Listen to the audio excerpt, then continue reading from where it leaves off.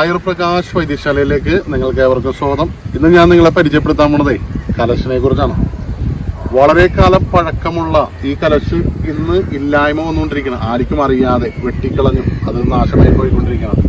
ഈ കലശൊക്കെ നിങ്ങൾ എവിടെയെങ്കിലും കാണുകയാണെങ്കിൽ നട്ടു വളർത്തണം. എന്നാണ് കലശിന്റെ പ്രത്യേക ഗുണങ്ങൾ എന്താണെന്ന് അറിയുമോ? നമുക്കിപ്പോൾ പഴയ കാലങ്ങളിൽ തന്നെ കളരിയിൽ മരുന്നായിട്ട് ഉപയോഗിച്ചിരുന്ന തൈലമായിട്ട് ഉപയോഗിച്ചിരുന്നതാണ് കലശ്. ഇപ്പൊ തട്ടുമുട്ട് കേസുകളിലും ചതവിലൊക്കെ കലശിന്റെ തൊലി ചതച്ച് തൈലം കാച്ചി, അതായത് ആവണക്കെണ്ണ, പുന്നക്കെണ്ണ, മരവട്ടിയെണ്ണ, വേപ്പെണ്ണ ഇതിലൊക്കെ ചതച്ചിട്ട് തൈലം കാച്ചിട്ട് ഈ കലശിന്റെ തൊലി തൈലം കാച്ചി ഉപയോഗിക്കണമെങ്കിൽ നീർക്കെട്ട്, ചതവ്, വ്രണങ്ങള് എല്ലാത്തിനും ഇത് ഉപയോഗിക്കാൻ പറ്റുന്നതാണ് കലശ്.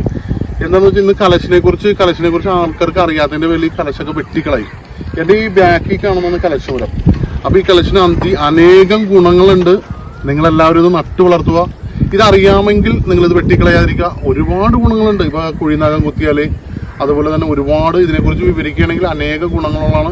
ഇനി അടുത്തൊരു വീഡിയോയിലോട്ട് ഞാൻ നിങ്ങൾക്ക് ഇതിന്റെ വേറൊരു ഗുണത്തെക്കുറിച്ചും കൂടി പരിചയപ്പെടുത്തുന്നതാണ്. അപ്പൊ നന്ദി, നമസ്കാരം.